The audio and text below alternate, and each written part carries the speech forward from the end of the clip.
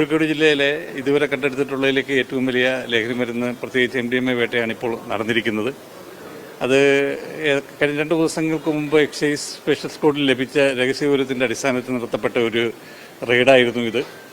ഈ വിവരപ്രകാരം MDMAയുമായി ഒരു വ്യക്തി MDMA വാങ്ങുന്നതിനായിട്ട് ഒരു വ്യക്തി ഡൽഹിയിൽ പോയിട്ടുണ്ടെന്നും ഡിയാൻ MDMA വാങ്ങിയിട്ട് ഇവിടെ വന്നതിന് ശേഷം യുവജനങ്ങൾക്കിടയിൽ പ്രത്യേകിച്ച് വളരെ വിപുലമായ രീതിയിൽ തന്നെ കച്ചവടം ചെയ്യുന്നുണ്ടെന്നും ഡിയാൻ്റെ പക്കൽ വളരെ ഹ്യൂജായിട്ടുള്ളൊരു ക്വാണ്ടിറ്റി ഉണ്ടെന്നുള്ള വിവരം ഞങ്ങൾക്ക് ലഭിച്ചിരുന്നു. അതിനെ ഞങ്ങൾ ഫോളോ അപ്പ് ചെയ്തു.